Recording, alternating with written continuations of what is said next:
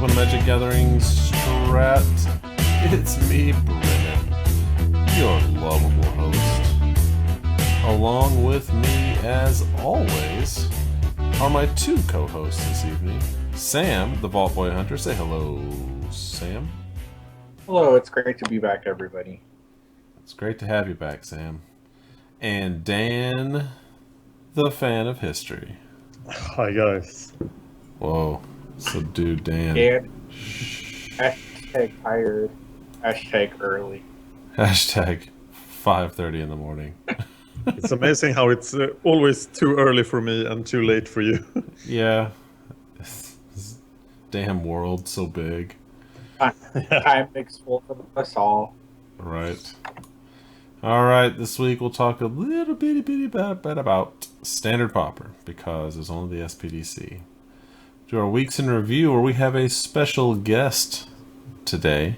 A guest? A guest. You may know him as Obzen. Submitted a deck to the Pauper Gauntlet that has been very popular. As a matter of fact, so popular that deck was on Goldfish, MTG Goldfish today. Wasn't Obzen playing it, but someone was playing it. Piloted by a man who does not know Pauper at all. It made me a little sad. But that's a really good sign when the big fish get interested in Pauper. It's very good for the format.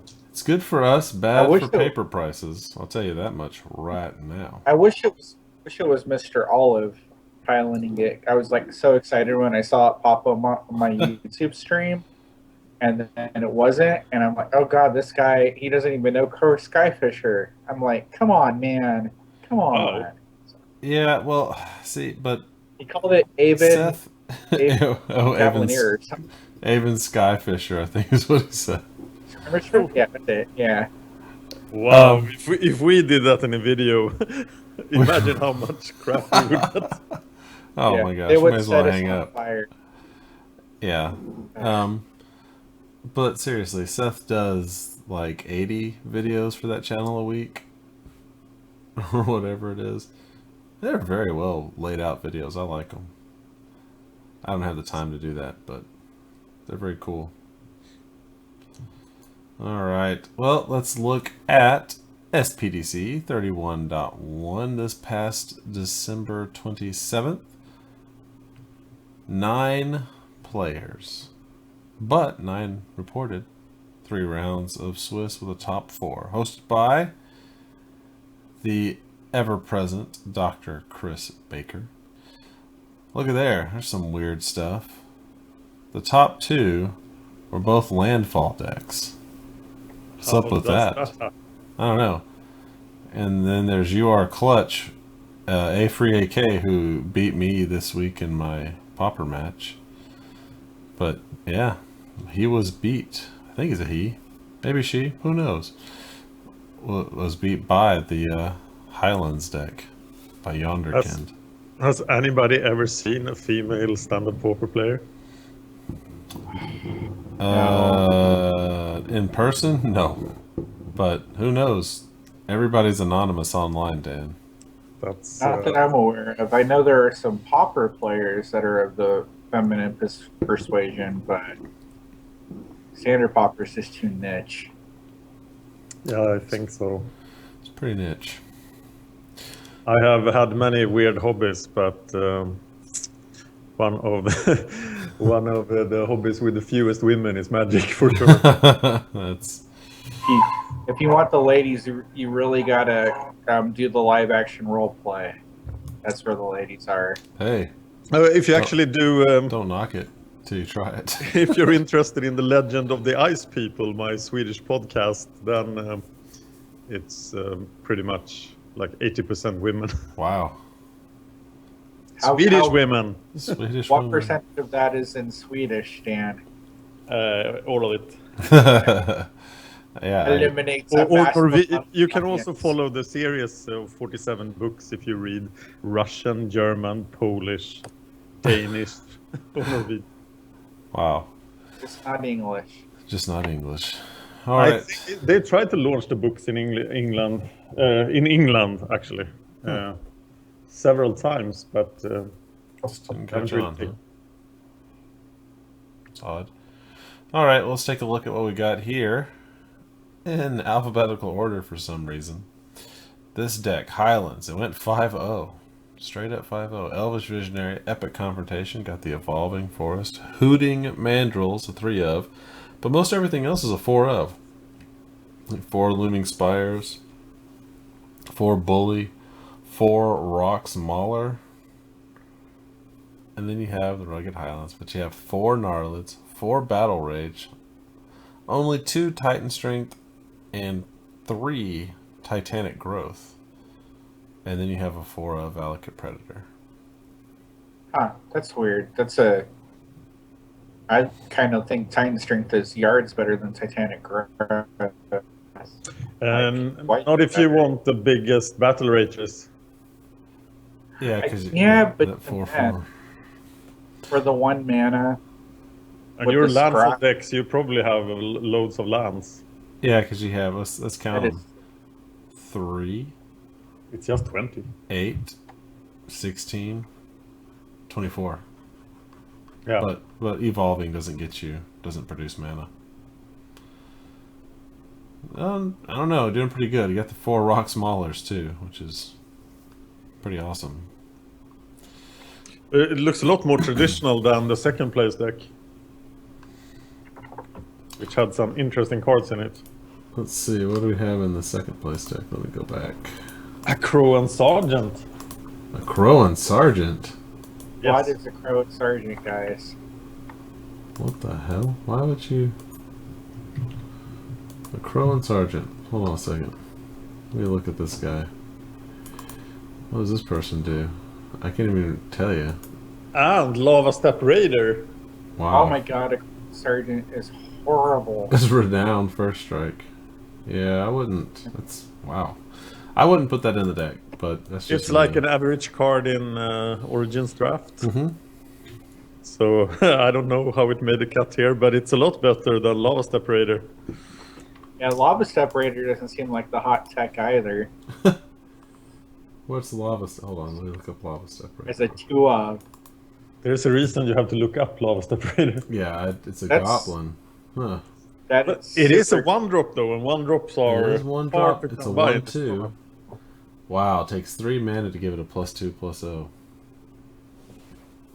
That's not fire breathing. That's mild discussion burping. It's hedron breathing. Heat breath. Heat It's breath. not fire breath. Yeah. It's just halitosis. That's what we're going to call it. Warm. Takes It's a whole warm. yeah. Alright, let's look at some sideboard. Airy Bowmasters for reach. Barrage of Boulders, I guess, for the tokens. Naturalize. Then Sure Strike. Sure Strike. What would you take out to give yourself Sure Strike? The Groats. The what? The Titanic Groats. Do you really care yeah. about toughness that much, Stack? Not really. No. You're not doing a lot First of strike you're not doing a lot of defending. I'll tell you that much. If you are, then you might as well just scoop and go to the next game. Yeah. Time to reconsider things. So why? when is Short Strike better than Titanic Growth? When you run into Death Touch guys, but there aren't any anymore? Yeah. I mean, it does make blocks a lot less convenient. So I don't know. I mean, I would run for Titan Strengths and then not really worry about any of the rest of it, but maybe I just value Scry a little too highly. Titan Strength is still pretty hard to survive. It's very... when you use Titan Strength to protect yourself against burn and stuff, then it doesn't work very well. Right. Well, this would work even less. Unless you are in the prowess deck. Well, that's true. But prowess, you gotta consider yourself fatter anyway. Fatter anyway, indeed. Yeah. Alright. Well, that's interesting. But there you go. There was no MPDC. Taking some time off for the holidays. Which makes sense. I was shocked that there was an SPDC personally. But let's no one to get look at because there were no winner. Or could we say we were all winners today in MPDC? You could. That's what I'm gonna say. I'm gonna say I won. I won this week at the MPDC. But so did Brennon you, Sam. won. No, I came in third. Oh wow. Dude, It's okay. you gotta let your imagination run wild. I I'm also no- dropped. Did You did. 04. yeah, 04 drop. Dang it. You guys have some depressing Damn, imaginations. it's completely. Alright, well, we do have something exciting. We have Obzen. Let's get Obzen on the phone through the magic Yeah. of internet. Okay, we have Obzen on the phone with us. That's right, Obzen. For those who don't know you, could you introduce yourself? Tell us a little bit about you. Gosh. I guess aside from me being Obzen, my real name's Dylan. Been playing since playing competitively since the original Ravnica. Mm-hmm. And I'm mostly a control player, but I'll dabble into combos as well. I could tell by the decks that that you like. So how did you? I guess you said you started playing when original Ravnica block. What brought you in? Did you just see this and say, "What are these dudes playing in this dark corner of the comic book shop?" Or how did that go? No, I've actually been playing since Judgment.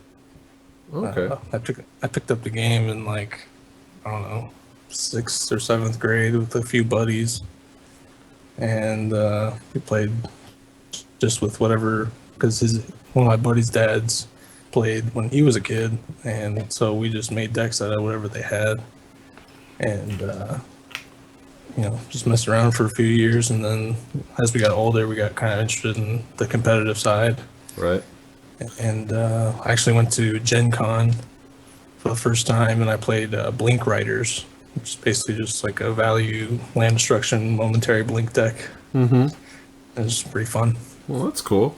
What I guess from that beginning, what drew you to Pauper? Like what about Pauper strikes your interest?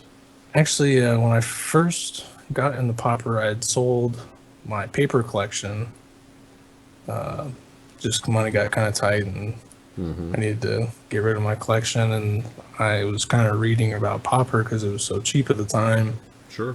And a deck that really intrigued me was the One Land Spy, which hadn't really been developed yet. And it just so happened that I ran into David Schaefer in a tournament practice room, and he was playing the deck. And then I was like, "Oh my gosh, I'm trying to make this deck too. Let's work on it together." And then we worked on One Land Spy and kind of made it what it is today. Wow. And then when he left, I kind of dropped One Land Spy and started working on Mystical Teachings. Mm-hmm. And as you all should know, if you don't, then I've evolved it very many times over the different meta games. Right. Sure. So it's been a really a wild ride. I love Pauper, and I think that's pretty much the only format I can play right now. Although I do enjoy EDH, but I don't have anything built anymore. Yeah, I understand. Same with me. Money got tight when I first got married back in the late '90s. I had to sell my wonderful collection.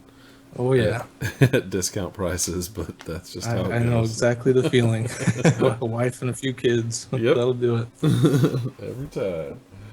All right. Well, I know one thing that Dan was looking forward to was talking a little bit about this Ristic Tron and just kind of how it's so much different the way you play the game than in other than even in other control situations. It's just really unique. So Sure. Dan, did you have any questions, or did you just kind of want Do I have any questions? Do I have anything that's not a question? Right. Yeah, you managed to create a deck. You got pretty lucky with that Jeskai Kitty just conceding on you. Yes, that was fun. But you managed to create a deck that I am more scared of playing than even Mystical Teachings or One Land Spy. So you have outdone yourself. Well, I strive to deliver. Yeah, so we sit there and do nothing and hide behind our circle. Oh, absolutely. But we kind of have creatures and stuff compared to Snowgo. Yeah, well, I like to call the Sprout Swarm tokens little hot dogs, just to make the opponent just kind of like, what? What did he just call that? Like, hot dogs. Hot dogs, I'll pick that up. Hot dogs. Yep. I like it. But the first time you presented this deck to me, you talked about that I had to rethink the way I set stops and use the Magic Online interface to be able to finish a game in time. Mm-hmm. So what do I need to do? The biggest things, actually, with nothing, this goes for Mystical Teachings too, is I think I put it on the notes, but changing the stops with the control decks, they can save you so much time, and they still allow you to react as you would if you just pressed F4, pass priority until they do something. But if they don't do anything, then it just skips it for you instead of having to waste this couple of seconds to move on to the next phase. Right. So with Tron, the main important stops are your first and second main phase. You don't really care about the attack step at all. And then the opponent's block step the opponent's block step and their end step. So there's only like 4 stops you really need, and that alone will save you at least a minute or 2.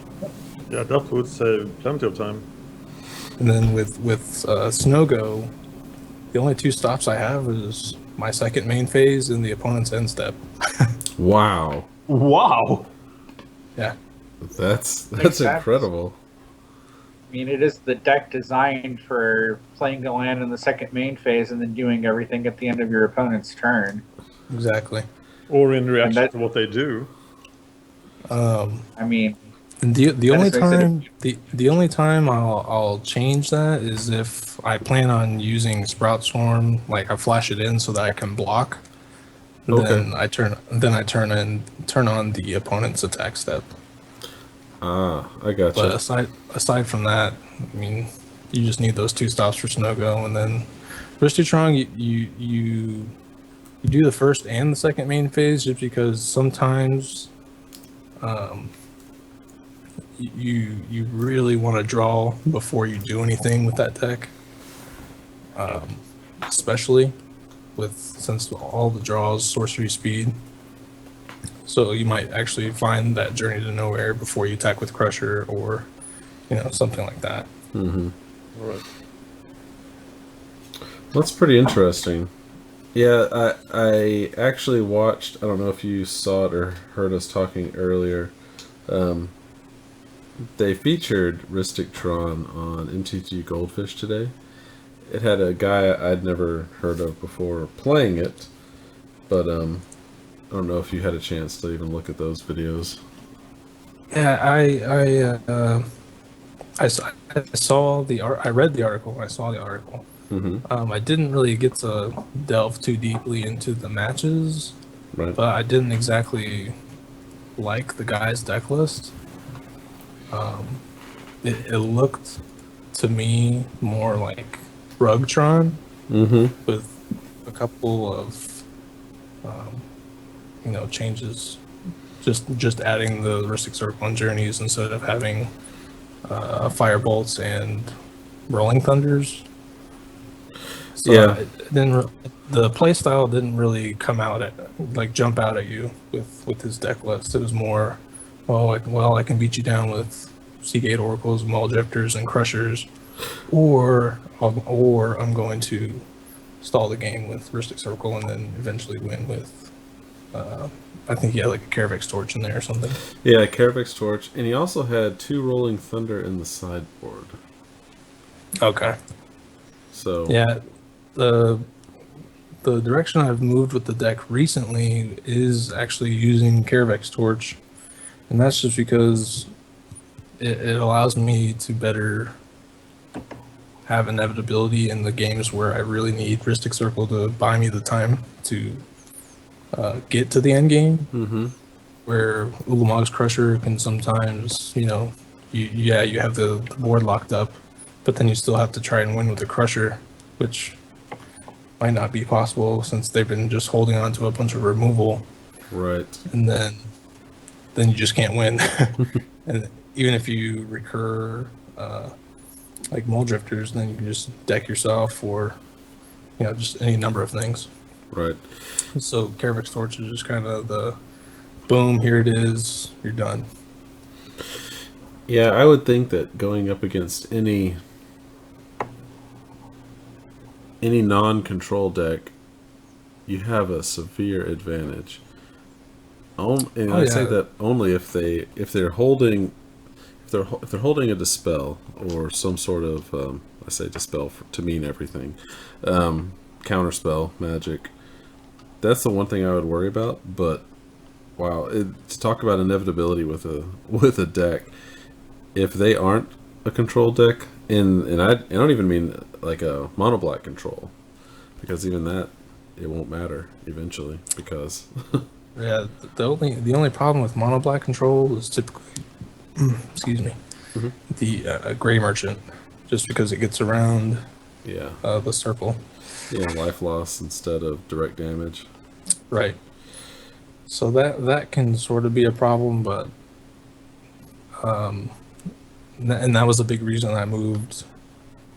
I added the Condescends in addition to Memory Lapse, just so that I could actually counter things instead of just buy time with them. Right, and I gotta say, Memory Lapse to me seems criminally underplayed. I love that card. It's I have it in my cube, and I look for it when it comes around. Like, oh yeah, Memory Lapse, love it. Money. Exactly. I actually I posted something on Reddit the other day where this guy he like got mad and he basically called my deck obscene names, and it was in Italian, so I called him the Italian Stallion.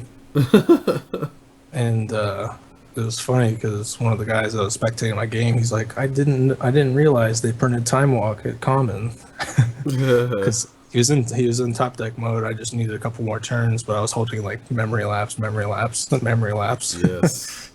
And so that's I just awesome. bought the 3 turns that I needed, and then just won. Yeah, I see people underestimate putting it back on top of their deck. I love it personally, especially when they are hurting for anything. Yeah, it's definitely really good with greedy keeps where they just miss a land drop and then they try to cast like a draw spell or something. Yep. And you're just like, nope, you're gonna have to cast it again next turn. I'm gonna punish you for tapping out this turn. Oh, speaking of draw cards, did you see I don't know if it has any place in there, but it caught my attention. There's a new card that was just spoiled. I don't know if you even care about spoilers too much, but it's 3 in a blue, draw 2 cards, instant speed. But it has what they're calling Surge, which is a new mechanic. Yeah, the comparative analysis. Yeah, comparative analysis, that's the one. Yeah. Actually, I don't know if you're looking at that on Reddit or not. Oh, I saw it on Mythic Spoiler, was the Oh, gotcha. only thing I saw it on.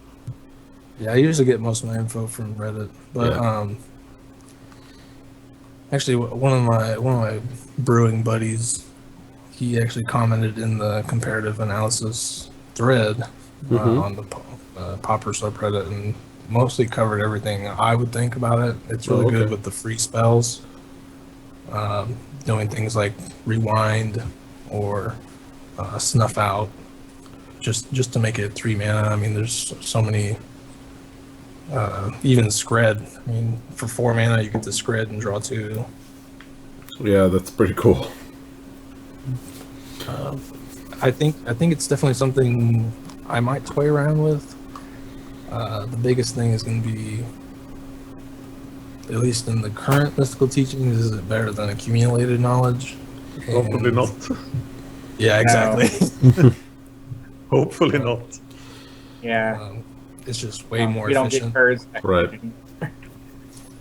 But I'm sure there's some control out there, some control deck or even non-control deck that definitely wants this. Okay, cool. Yeah, I just saw it and thought, hey, since we have you on the line. Hey, Obzen likes drawing cards. Let's ask him. Yeah, exactly. He likes to draw anything. Yeah, I'm the guy in Standard Pauper that plays 4 Contradict. Now, that's ballsy. It's evil. Yeah, today, or not, actually it was yesterday, I played my standard. Are you in the Standard Pauper League? Yeah, I'm in the second phase. Yeah, I'm playing I guess it was my round 3, and went up against, surprise, surprise, the Is It Spellfist deck. Mhm. I think it Yeah. was the You Are a Clutch by A Free AK, and I had I had done really well against it with this Golgari Delve deck. You know, just value. Every creature I had was just value. But when you have a handful of nothing but 5 drops, and then you mulligan down and still get nothing but 5 drops, it's real hard. Oh yeah, Real hard to get past. still got to make it to turn 5. Yeah, and that was difficult, to say the least. Yeah, absolutely. And actually, I had sort of a similar draw. I think last week Mhm. I played against Bob Gar, Yeah. and he was playing the blue-red like combo deck, and I was playing my Jeskai control. And I didn't know what he was on game 1, and I kept a really, really slow hand. I think it had like a cancel and a contradict and like nothing else. Right. And I was like, whatever, I'll see what he's got. I don't think I'll die before turn 3. And then he just had a lot of pressure by turn 3. But so I couldn't recover. And then in game 2, I misboarded. I keep misboarding because I have like the Aershin Clerics in my sideboard. Uh-huh. I'm like, I think they'll be good, but then I'm like, no, he'll do this, and I never bring him in. And then every game 2 I've had where I thought about bringing him in, I wish I would have just brought him in, Right. and then I end up losing. Yeah, I lost both turns to exact damage with Teamer Battle Rage. Or Yeah, both games. Absolutely. I hate the Timber Battle Rage so much. It's Dylan, how did you do in the first double league? I think, gosh, well, I didn't make top 8, obviously. I think I went 2-2. Sam metagamed me with his blue-black mono discard deck. Yeah. And you were my only loss, so I missed. Is Sam on here? yeah. Yeah, I'm here. Yeah, don't be staying quiet, man.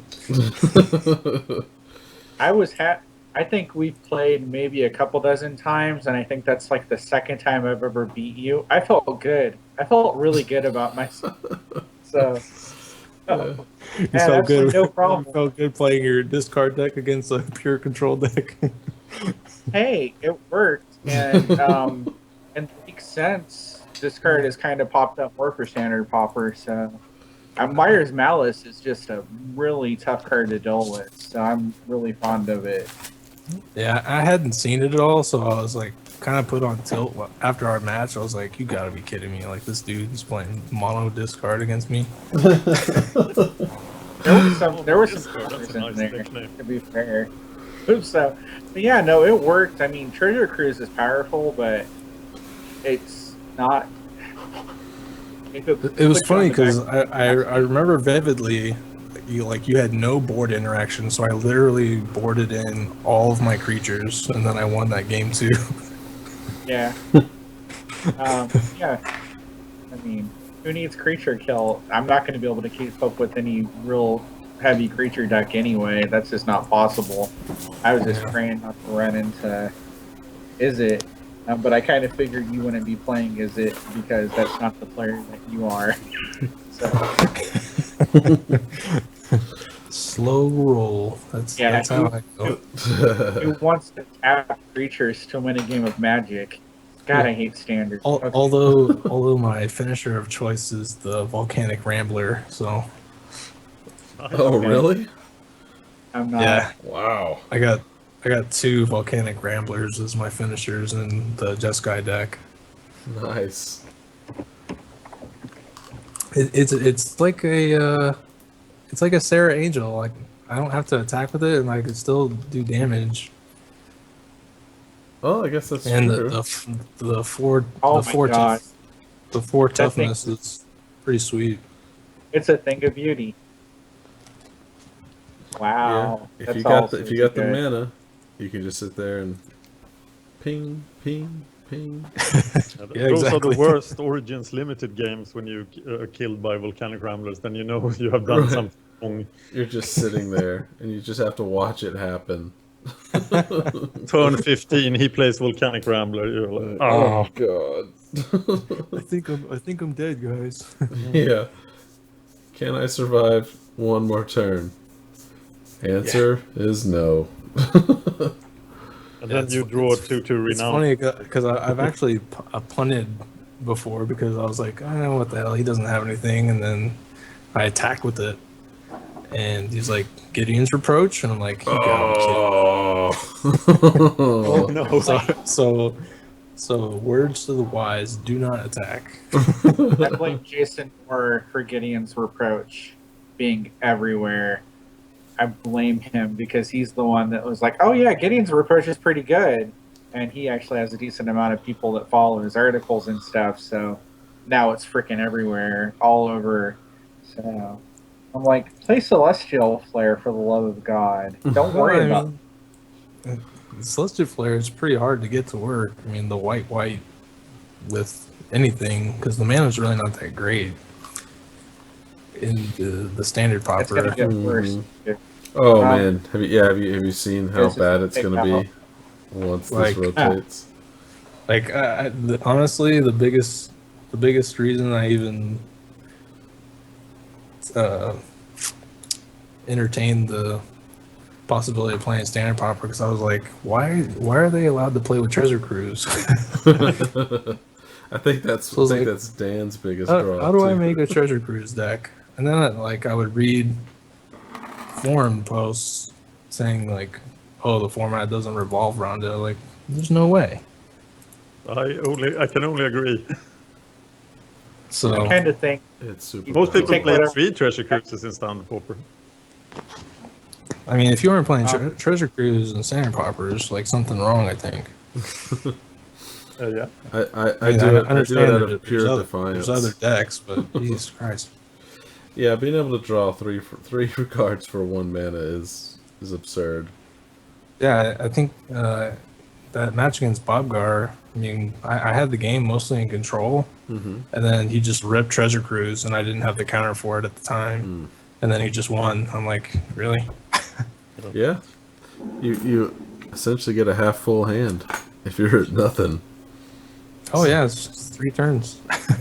Most of my standard Pauper videos are me screaming that I want to draw Treasure Cruise. And I would win here if I got one of my 4 Treasure Cruises. Just one time. Give me the cruise. Please. All right. Dan, did you have any other questions that you wanted to make sure you while you have Dan, here? Well, I have plenty, but the Mystical Teachings decks look so strong, and in theory, it feels like this should be the best deck in Pauper. So why isn't it getting results in the way it should? Well, I have 5-0'd with it. Yeah, but okay, with other players. Yeah, well, you know. there's really not that much press out there, and I think with the couple of years I've been playing teachings, a lot of people like the deck, and they'll pick it up, they'll play it a few times, and then they'll think they have a bad matchup against something, and then they'll just put it down and not even put in the time to master it. What is the worst matchup? The worst matchup? Yeah. For teachings, the worst matchup. Gosh. Worst matchup. I'd say tokens is usually the worst. All right. Tron was kind of bad because I moved to mana leagues. But in my recent version, I went up to 4 Karoo lands and I have a capsize instead of Echoing Truth. So that's kind of helped the Tron matchup. Makes sense. And then I think anything that can kill you really quickly, like sometimes Familiar can get that just nut hand, and even though you can interact with them, they have just the right pieces to get there. But I think a lot of the matchups are, I wouldn't say they're good, but they're not bad either. It just totally depends on the pilot. What's the easiest tier 1 matchup? Easiest mono black control. I bet. Actually, Teachings is in 8th place right now on Goldfish. But when you look at the names of the players, it's all like very experienced Pauper players playing it like Abaddon and Aurora Dragon. Sure. Yeah, I mean, Teaching is one of those decks where every time you play it, it's going to be different, and it's one of those decks that you're perpetually going to keep getting better at playing it. You don't ever you're done getting better at playing it. Yeah, I think it has very efficiently edged out all the other Dimir control decks. It's like the raw power of Teachings is very hard to deal with in the long run. Right, and like my Snow-Go, just having access to red, being able to get Pyroblast and stuff, that's a huge slant in your favor as the Snow-Go player against the blue-black Teachings. And I can remember. Even Delver, that was the biggest reason I moved to blue-red core, was because the Delver matchup for Dimir control is just horrible. Yep. I mean, you can play cards like Disfigure, but they're just really not good cards. And you end up overloading, you end up using a lot of card slots to just have a bunch of removal, and then you're just like, well, am I mono black control or am I a control deck? Well, what is this?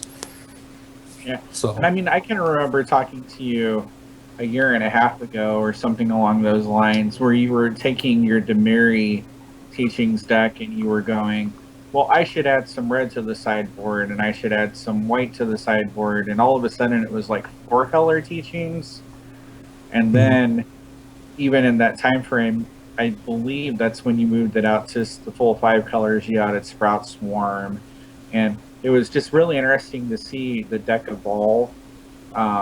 Because I'm a really old school control player. It's kind of my wheelhouse, because I've been playing control since I realized that Counterspell is amazing. So like 1996. So for me, it's like a flame, and I'm a moth. I'm just drawn to the Teaching deck over and over again because it's amazing. And I think your evolution of it goes to show that archetypes within Pauper have a lot of range, and Pauper itself isn't really, it can be a format about aggro, it can be a format about flipping a Delver, but if you put the time into it and get really good with the deck, it can be a format about a lot of different things. So it's an awesome deck. yeah, I mean, every metagame has its weak point, and control is built to attack that. You build a control deck, you're like, okay, these decks are in the format, so let's build around that. And that's why a good control player is constantly tweaking their deck, just trying to edge out the newest trends. So what's the 61st card? What's the card that's closest to making the cut, but that you couldn't fit in Snogo? In Snogo, if I could, I would play 2 Archaeomancer. Nice. So what I would do is trim the Sprout Swarm and play 2 Archaeomancer. Really? Yeah. Because Sprout Swarm is too aggressive. It's I play 2 as a kind of a concession to something stupid happening, but if I could trim 1 and make basically the second copy a good card, then I would do that. Yeah. All I right. just googled Snogo, and basically the first not video is of Obzen on Reddit. What happened to Snogo? It was Spike 210. Sorry, the first comment was Obzen. Here, so I mean, people are aware of it, which is really cool because it takes quite a bit to get a deck into like the eyes of the format. So Yeah, it's a great. It's been really surprising too, because I mean, as some of you know, I used to stream and upload on YouTube. Is right as I was stopping my streaming and YouTubing, I finally developed the workings of the Snogo list, and then I just kind of stopped streaming and YouTubing after I started it, and then I'll just talk about it with other people, and it's just evolved so much since. And hopefully in the near future I'll get back to streaming and YouTubing again, so there's actual content of me playing Snogo and Tron, so I can help those trying to pick it up understand That would be awesome. the little quirks that go with either deck. Well, I know if you ever want to put them on our channel, we'd be happy to host them. So, For sure. invitations open there. There was some muttering last year when I started streaming with Bava that I might get on board with you guys, but that's just something I've been just kind of putting on the back burner. I'm just really busy right now. Oh yeah, man. All of us here know that life happens, and this is ultimately just a game. So we do it because we love it. So there you go. We got you. Yeah. But I definitely, I appreciate you guys having me, and I appreciate the offer for sure. We've been kind of, business partners for a while now. Awesome. It's I want to thank you especially for submitting these decks to the Pauper Gauntlet. It's sort of the best submissions when we get tournament level players or super good players with real decks they made themselves, and few of those people dare expose their decks to my misplace. We got a couple of those decks in this gauntlet, and it's always fun.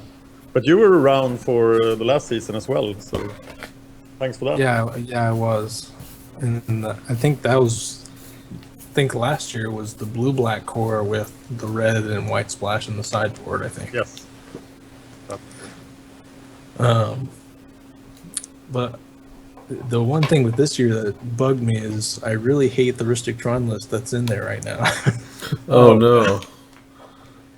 And this year I didn't allow any changes. It's been tedious coming up with a sideboard plan, because I'm like, this sideboard and main deck just didn't quite work yet. Ouch. So So will there be a sideboard plan, or am I on my own?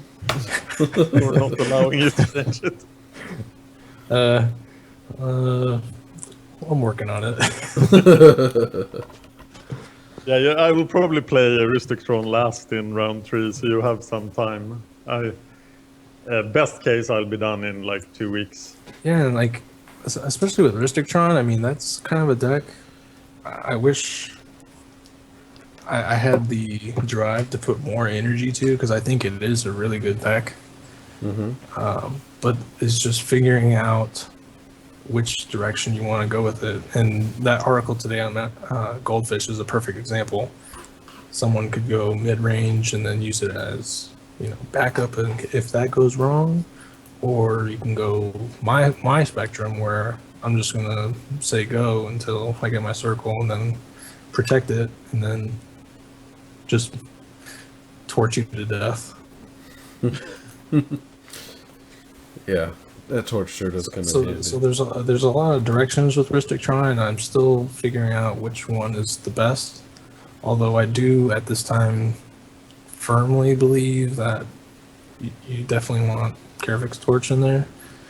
It's just a matter of whether playing one Shimmering Grotto in the mana base is good enough, or you go all in and just play Prophetic Prisms, and then that allows you to get a couple of red cards in the sideboard to shore up really bad matchups like Affinity and tokens, where like in the version I have right now, I'm playing Prophetic Prism and I have Gorilla Shaman and Electricity in the sideboard.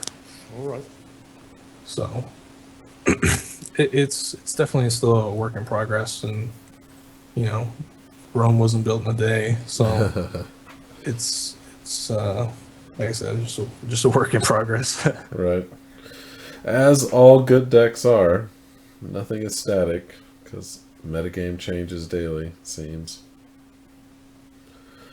Alright, man. Well, I really appreciate you coming on. I think we're going to talk about more of the Pauper Gauntlet. You're welcome to stay, or if you got stuff you got to do. Oh no, I'll stand by. I'm not really doing anything. All right. Well, cool, man. Well, yeah, I'm actually off this entire week. I worked all last week so that I could be off this week. Oh, nice. Yeah, my company shuts down the last 2 weeks of the year for retool, and it's always nice to get holidays off without having to take vacation.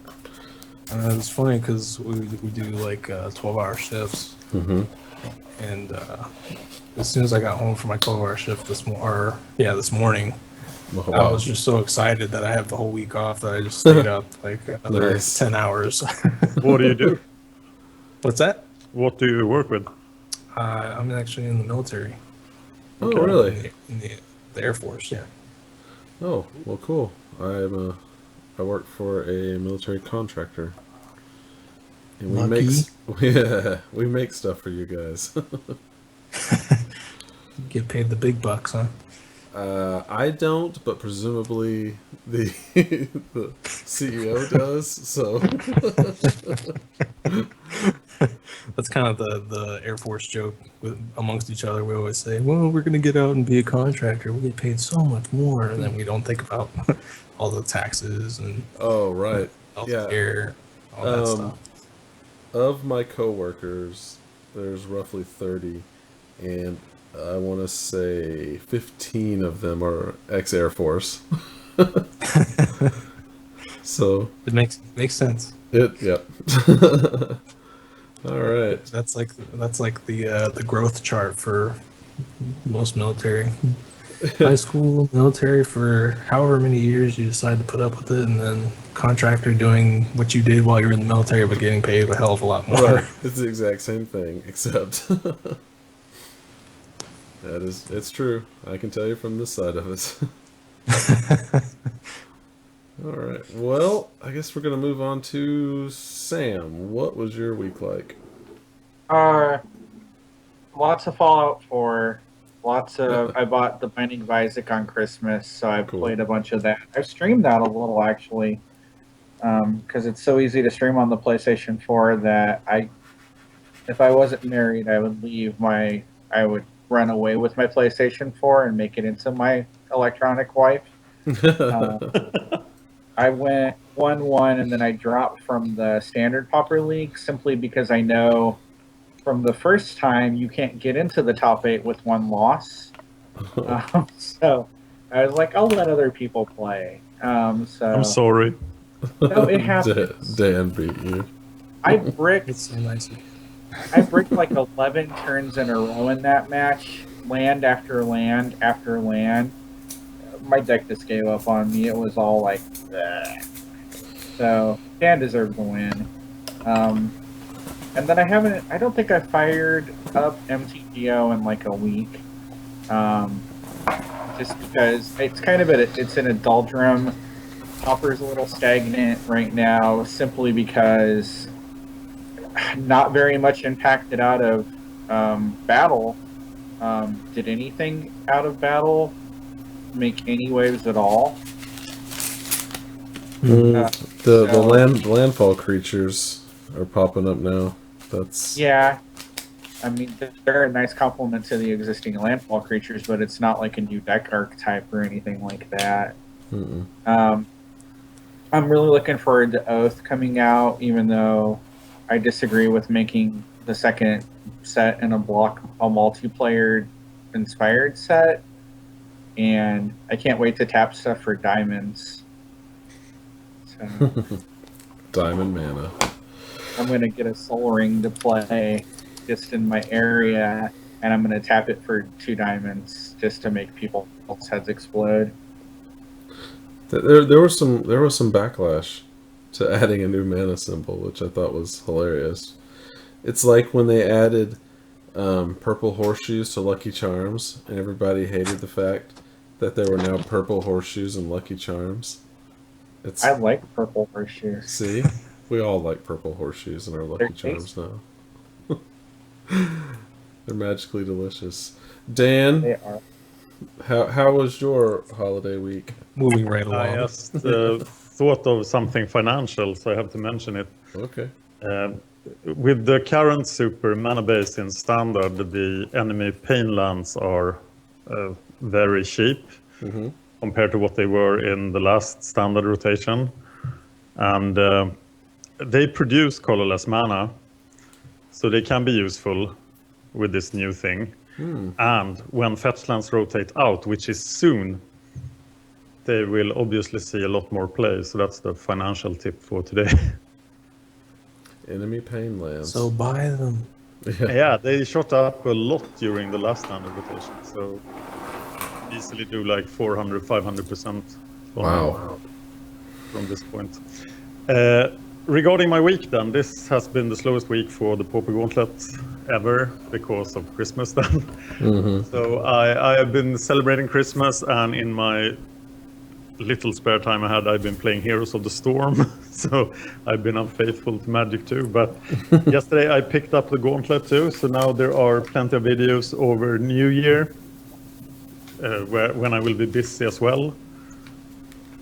So there are a couple of interesting matches coming up. That's about it for Magic over Christmas. So let's get into the Gauntlet. Oh, Yes. Brennon's week. Oh, Brennon's week. Sorry. my week, but I've already We don't talked need about Brennon, it. right? Yeah, just skip me. Who am I? Red That Bubble. guy's a nerd. Just the host. Red Bubble. Redbubble is the one thing I do want to talk about. That is our new swag is on Redbubble. And once everything is out there, I will tweet out a link. But yeah, our new coats and shirts and Do I coffee get mugs. free swag for being a guest? When I get free swag, you can get free swag. I will say the prices seem to be 25 to 30% cheaper than the last shop that we had it on. That's true. Yeah, they are cheaper. So it's really nice, actually, and it doesn't look like it's any change in quality.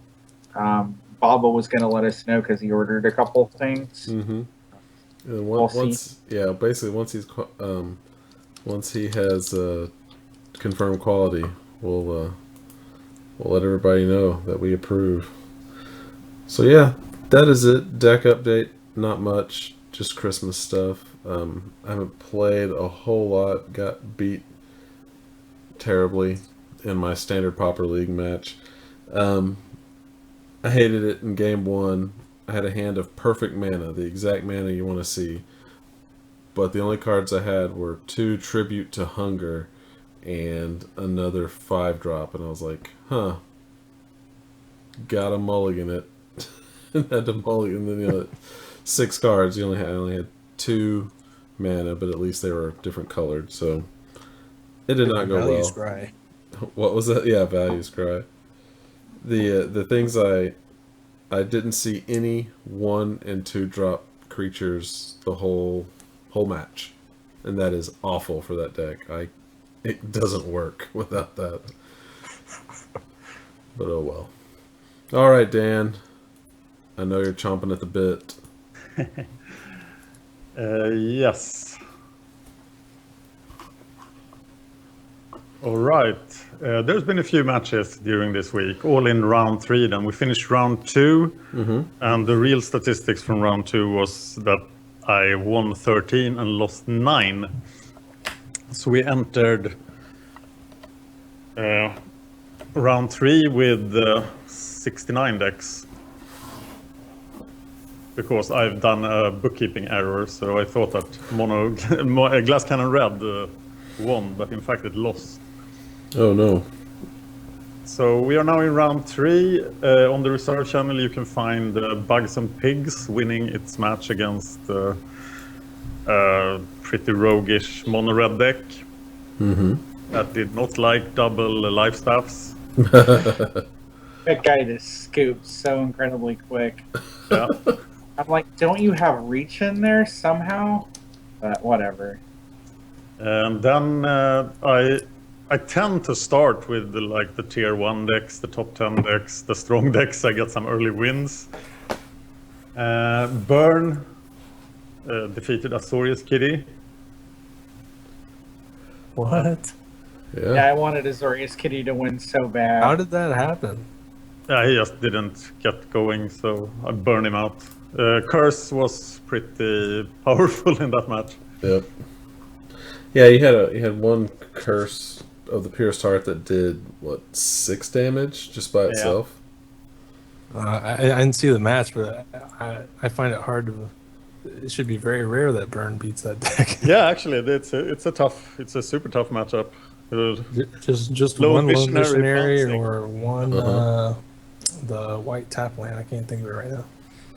Crossroads. Yeah. I don't There it think he played like one lone missionary the last game and maybe one crossroads. And I mean, Yeah, I think- Dan had kind of a really good draw. So And then I Wow. played Mono Black Control versus Boros Kitty. Always an interesting matchup. I managed to get the win there as well. And then I managed to eliminate Encroaching Blight. The Mono Black Consume Spirit Drain deck. I was so sad seeing that, watching that, Oh, because the land drop. you missed a land drop. Yeah, that was rough. Oh, I saw your Could have comments. won you the game. Yeah, because it's so easy to miss land drops when you talk. So you might have noticed that I often click lands an extra time. And here I was playing Wayfarer's Bobble on turn 1, got the extra land on turn 2, and then I was on turn 3. I was like, okay, I have 3 lands, nice.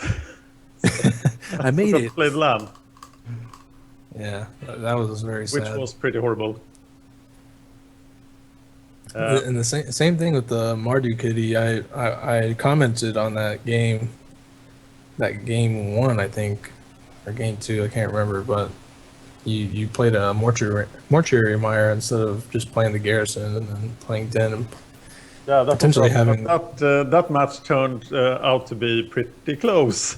yeah, they could have definitely went either way. Yeah, it was the Christmas Day video because I thought it was the most interesting of the videos. Yeah. Oh yeah. So check out Kuldotha Mardo versus Rug Tron. But yeah, it was kind of sad watching that one too, because I was like, man, he could have had 2 vampires on this turn that he just lost. Ugh. Yeah, it was actually after these matches, before Christmas, I was pretty discouraged. So I felt that I was making more mistakes than I did earlier gauntlets. But the statistics were still quite good. So I figured that, well, playing 78 decks is is fairly difficult if you have to talk about them as well. Oh yeah. But I think one more thing is that there is a significantly bigger audience this year. The videos are getting about twice the views that they got in season 2. So I think there are just more people commenting on the mistakes as well. The very first day of the very first Pauper Gauntlet, I went 1-8. Whoa. And it was immediate elimination. So 8 of the decks in the first Pauper Gauntlet just lost in the first day and were gone. Wow. Yeah, I remember that's when we decided talking, and you're like, yeah, maybe the double elimination is a good idea for the first round or two. Yeah, but that start got people's attention. It's like, oh, what? This is going to be over in a week. But There you go, man. I did manage to get Affinity eliminated, but I was playing against Teachings then, and that felt very difficult when you don't have Fling. Oh, Yeah. that list didn't have Fling in it? Yeah. No, the Affinity list did not run Fling this year. It's sort of Holy cow. it tries to be faster. That is like the one thing Mystical Teachings players hate. Yeah, I know.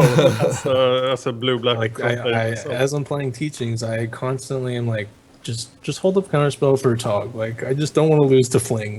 That's all I care about. Yes. And this guy didn't have to care about that, so in the end he controlled me, and I lost. Filthy casuals. Those jerks.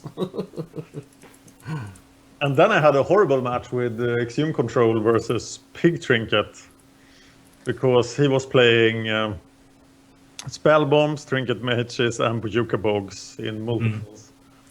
And bouncing those Bojuka Bogs with Garuland, so... Actually, that should be a pretty decent... I mean, that sounds like a good match, because doesn't Exhume Control play its own Bojuka Bogs, right? Yeah, I do, but he didn't need his graveyard as much as I did. Well, isn't the main engine the Grim Harvest, though, right? No. Yeah, for Pig Trinket, yes. And bugs But, and pigs, yeah. If you play Grim Harvest correctly, it's often quite easy to get value out of Grim Harvest, even if you're Bojuka Bogged all the time. You just need one guy in the graveyard. And it's instant speed, and compared to Exhume, helps quite a bit. Sure. So I couldn't really get Exhume going there, so it was rough. Gotcha. And that's it. That's all the matches All right. for this week. So sort of the minimum I'm gonna go with until we get to a round when we have less than 14 decks is one video a day on the main channel. And that's what's going to happen during New Year as well. There are a couple of more videos for New Year's, but not many. Sweet. All right. I might I might start playing like crazy again today, but I don't know if I have the time. Sounds good, but with that, I know everybody is sad to hear. That brings us to the end. No, I'm afraid so, Dan. It's happened once again. It's so quick. it is. always ends. It always, it feels faster than it really is. It's crazy every time. Yep, MagicGatheringStrat.com is the website. YouTube/MagicGatheringStrat. Please subscribe. You will enjoy it, I promise. Or your money back. Patreon.com/MagicGatheringStrat. If you like what we do, things like the Pauper Gauntlet was brought to you by those who support us on Patreon.com. MagicGathStrat for Twitter. If you want to follow me, it's at Cerulean Says Hi. If you want to follow Sam, it's at SPO7677, or Dan is at Dan Horning. Any social? What if you want to follow Obzen? Yeah, let's say Obzen. Do you have any social I don't have media you Twitter. care about? Okay. Follow me on Obzen at MTGO. Yeah, there you go. He comments on Reddit. Is it Obzen on Reddit when you post out there? There you go. There you go. Look for the Obzen comments. loves to have The long Pauper conversations subreddit's while the playing. place to be. There's a lot of good info on that subreddit. We never really talk about it, but we probably should. I don't know how Reddit works. Actually, I did want to ask Sure. before you do. Go for it. Why did you guys stop covering the Pauper Classic Tuesdays? Oh, it's just make room for the Gauntlet. If we didn't, it would be a 2-hour show, or at least Yeah. longer than it really is. We need some hours. When you- see everybody who's on the outside, just more. I get it, but it's a super deep format, and like with the Gauntlet, we're covering the Gauntlet instead. But when the Gauntlet ends in March or April, we'll probably go back to cover. oh yeah, we picked right back up. But we had it. It's a killer. I know everybody has their things that they like, but we have to do something to make room, and that's what we chose. Killing to do. me. I know. It's fine. All right. Well, facebook.com/MagicGatheringStrat. Please like and subscribe. Also on iTunes, give us a shout out. I know you guys are listening. I see the downloads. Yeah, it flies in. Okay. Well, People don't like making iTunes reviews. It's they really don't. they are so hard to get. I think because it's too closely tied to an actual email address. Like there's not as much anonymity with an iTunes review. That might be true. We have like 20 times the subscriber numbers on the Fan of History podcast that I do with Brennon. Mm-hmm. We still don't get any iTunes reviews. It's crazy. For my Legend of the Ice People podcast, I actually get a few iTunes reviews, but I have to force them out of people. What So were I you think saying? women are a little bit better at making iTunes reviews. What were you saying, Dylan? I just said you left them speechless. Yeah, exactly. That's the positive way to look at it. Well, I guess for this week, I'm Brennon, I'm Sam. I'm Dan. and this has been the Magic Gathering Strat Show. Oh yeah.